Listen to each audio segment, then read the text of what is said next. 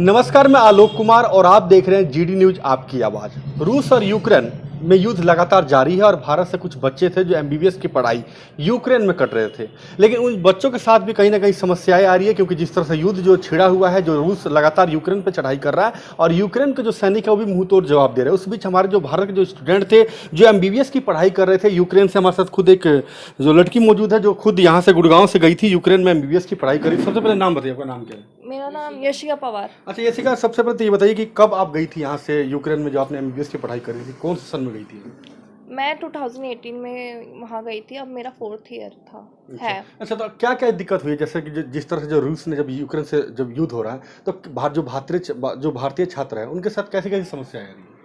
Like 23 Feb तक हमें कुछ नॉर्मल कंडीशन से कुछ ऐसा नहीं लगा कि वॉर वगैरह होगा, और कुछ बाद में आया कि वो सॉर्ट आउट हो जाएगा, पर एकदम से 24 फेब को हमें बॉम्बार्डिंग हियर हुआ, लाइक एयरपोर्ट पे और मार्केट वगैरह में हमें काफ़ी देखने को मिला। तो हम उस सिचुएशन से काफ़ी पैनिक हो गए थे, और हमें फिर एडवाइजरी स्टार्ट हुई कि मतलब जैसे ऐसे कुछ सिचुएशन आए तो हमें बंकर्स में चले जाना है।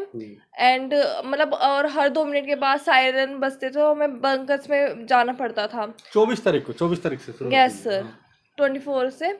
तो हम काफ़ी पैनिक हो चुके थे, तो फिर हमने डिसाइड किया 26 को कि हमें लाइक पहले तो हमारी यूनिवर्सिटी बोल रही थी कि हम तुम्हें लेके जाएंगे वहाँ बॉर्डर तक, पर यूनिवर्सिटी वालों ने डिले कर दिया।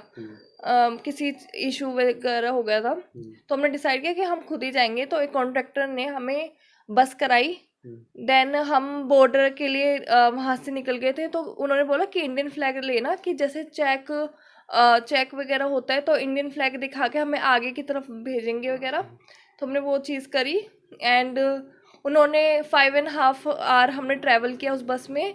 देन हमें उन्होंने बीच में छोड़ दिया कि बहुत ट्रैफिक था, क्योंकि यूक्रेनियंस वगैरह अपनी फैमिली के साथ ट्रैफिक में फंसे हुए थे, तो उन्होंने हमें बीच में छोड़ दिया। लाइक देन फिर हमने 8 किलोमीटर बाय वॉक किलोमीटर हमने ट्रैवल किया। देन हमने बॉर्डर वगैरह पे गए। देन वहाँ पर 1000 ऑफ स्टूडेंट्स वहाँ पर लाइक स्टक थे बहुत ज़्यादा। देन हम ट्राई कर रहे थे, वहाँ पर गन फायरिंग हुई, चिल्ली पेपर स्प्रे डाला बच्चों पे, गर्ल्स को पुश कर रहे थे। लाइक मैं भी इंजर्ड हुई थोड़ी, लाइक बॉयज़ ऊपर से चढ़ रहे थे। नहीं, जब युद्ध हो रहा था उस टाइम आप लोगों ने इंडियन एम्बेसी से भी संपर्क साधा? कैसा डर लग रहा था उस टाइम आप लोगों को? यस, हमने 25 को एम्बेसी से कांटेक्ट किया, तो उन्होंने बोला कि यूक्रेन छोड़ दो। एम्बेसी ने बताया? यस, तो हमने खुद लाइक बस वगैरह करी थी। देन हम 8 किलोमीटर बाय फुट बॉर्डर्स तक भी गए। देन वहाँ पर बहुत सारे बच्चे स्टक थे, और मतलब बहुत स्नोफॉल हुई, टेम्परेचर -6 डिग्री था, और वहाँ कोई मील प्रोवाइड नहीं था, ना क्लोथ्स थे, ना कोई किसी का सपोर्ट भी नहीं था, ना एम्बेसी का और ना ही किसी कॉन्ट्रैक्टर का, ना गवर्नमेंट का कोई सपोर्ट नहीं था। देन हमने -6 डिग्री तक मॉर्निंग तक वेट किया कि शायद कुछ हो जाए। Then like gun firing continuously हो रही थी, चिली स्प्रे हो रहा था, लाइक और बॉर्डर वगैरह भी मतलब ब्रोक वगैरह भी कर रहा था स्टूडेंट्स 25 तारीख से आपने छोड़ना वो स्टार्ट कर दिया यूक्रेन? Yes sir. तो फिर पहले आपने यूक्रेन से कहाँ से बस मिली आपको, कैसे आप वहाँ से निकले? हमें हॉस्टल के सामने से बस मिल गई थी।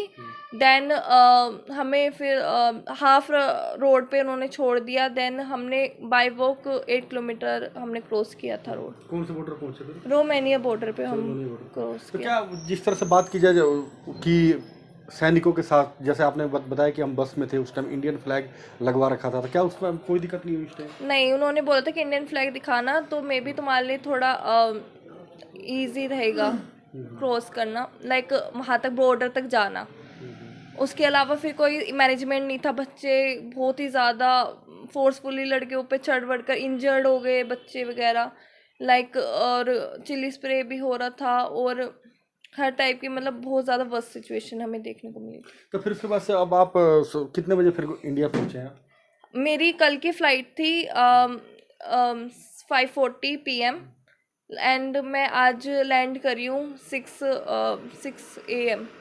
अच्छा, जब लगातार गोलियां चल रही थी उस टाइम कितना डर लग रहा था आप लोगों को? लाइक एक लड़की फेंट वगैरह भी हो गई थी, मतलब, और एक यूक्रेन को हार्ट अटैक भी आ गया था, लाइक और मतलब हम बहुत ज़्यादा पैनिक वगैरह हो गए थे। लाइक हमें समझ नहीं आ रहा था हमें क्या करना है, हमें बॉर्डर क्रॉस करना है या नहीं, मतलब हमें समझ बिल्कुल नहीं आ रहा था, कंफ्यूज थे बहुत ज़्यादा। तो कुल मिला के भारत सरकार से मदद मिली आप लोग? नहीं, बिल्कुल नहीं मिली थी, बॉर्डर तक हमें बिल्कुल भी मदद नहीं मिली।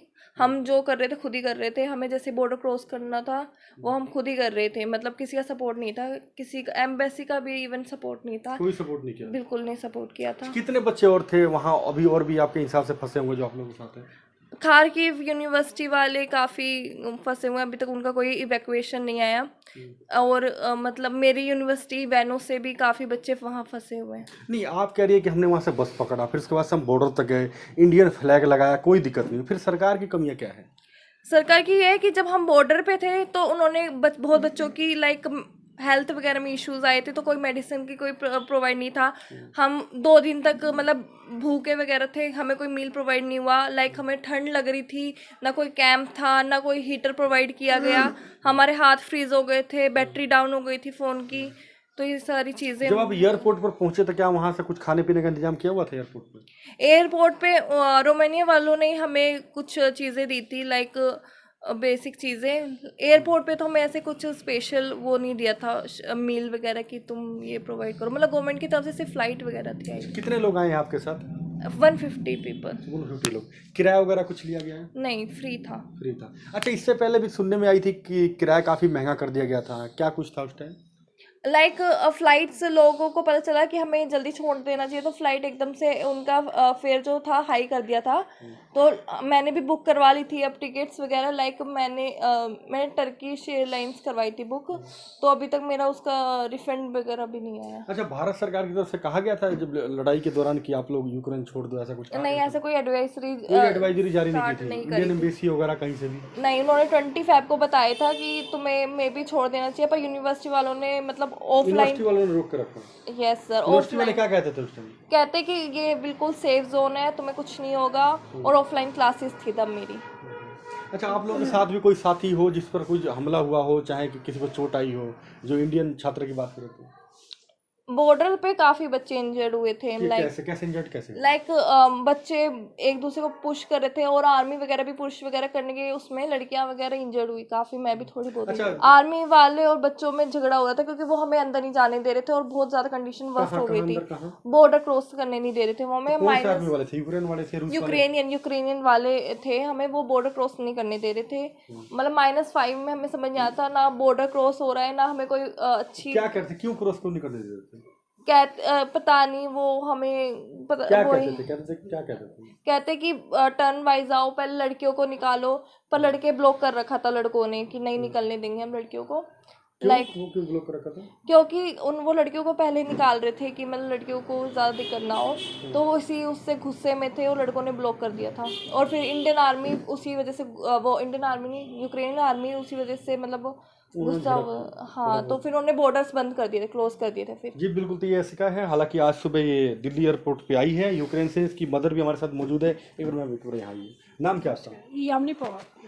अच्छा, यमुनी जी, अब आपकी लड़की इंडिया पहुंची है, वहां से फोन करती थी, कैसा आप लोगों को लग रहा है?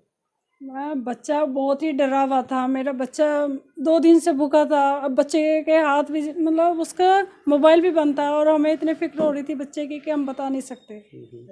तो आप लोगों ने संपर्क किया था उस टाइम? संपर्क के इसी ने बच्चे ने किया था। इसके बैग में बता रही थी कि मम्मी चार्जर वगैरह था, लैपटॉप था। मैं उसको बॉर्डर पर फेंक कर आई क्योंकि मुझे बॉर्डर क्रॉस करना था, जिससे मुझे बहुत दिक्कत आ रही थी। बहुत जल्दी मैं बॉर्डर उसको क्रॉस करना पड़ा, जिसमें उसने अपना बैग वगैरह वहीं फेंकना पड़ा उसको। बच्चे पुश कर रहे थे उसको। कितने आपकी 2 लड़कियां रहती है ना यूक्रेन में? हाँ जी सर। अच्छा, तो अब बड़ी वाली मेरे कंप्लीट कर चुकी है, छोटी वाली उधर ही थी। तो उस टाइम डर लग रहा था जब ये थी वहाँ पे? सर डर बहुत ही ज़्यादा, पूरे फैमिली वाले मेरे डरे हुए थे, इनकी दादी, इनके हमारे सारे बच्चे बहुत डरे हुए थे, जिसमें बच्चे का मोबाइल भी स्विच ऑफ हो गया था।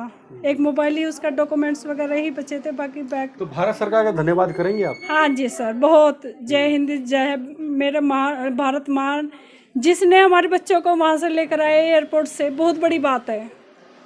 जी बिल्कुल, तो ये यासिका थी और इनकी मदर भी है, जिनका साफ तौर पे यही कहना है कि आज इनकी बेटी यूक्रेन से, जहां लड़ाई लगातार जारी है, वहां से गुड़गांव पहुंची है, और ये लोग भारत सरकार का भी हालांकि शुक्रिया अदा कर रहे हैं। गुरुग्राम से GD न्यूज़ के लिए मालोक उपाध्याय।